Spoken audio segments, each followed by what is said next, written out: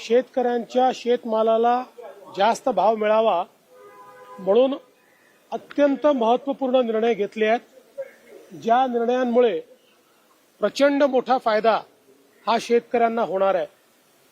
सगळ्यात महत्त्वाचं, या ठिकाणी कच्च्या तेलावर कुठली आयात ड्युटी नव्हती, आयात शुल्क नव्हतं।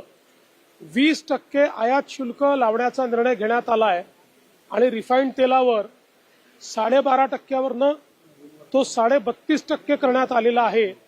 त्यामुळे सोयाबीनच्या शेतकऱ्याला प्रचंड मोठा त्या ठिकाणी फायदा होणार आहे आणि सोयाबीनच्या किमती बाजारामध्ये वाढण्याकरता त्याचा एक मोठा फायदा होणार आहे।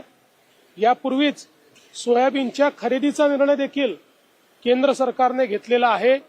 त्यामुळे सोयाबीनचा शेतकरी हा निश्चितपणे त्या ठिकाणी या निर्णयामुळे खूप मोठ्या प्रमाणात लाभान्वित होणार आहे आणि काही प्रमाणात कापसाच्या शेतकऱ्याला देखील या ठिकाणी त्याचा फायदा मिळणार आहे।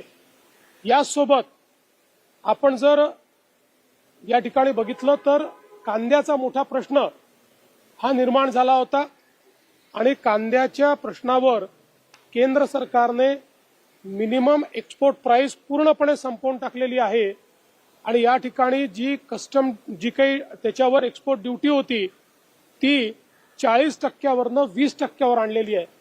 यामुळे कांद्याचे जे भाव आहेत ते स्थिर होण्याकरता, ते वर जाण्याकरता अत्यंत मोठा फायदा या माध्यमातून होणार आहे। कांद्याच्या शेतकऱ्याकरता खरं म्हणजे खूप महत्त्वपूर्ण या शेतकऱ्यांची मागणी ही आज केंद्र सरकारने त्या ठिकाणी मान्य केलेली आहे आणि म्हणून मी केंद्र सरकारचं मनापासून अभिनंदन करतो। एवढंच नाही तर बासमती राईसच्या एक्सपोर्टवर जी काही ड्युटी होती ती ड्युटी देखील त्या ठिकाणी काढण्यात आलेली आहे।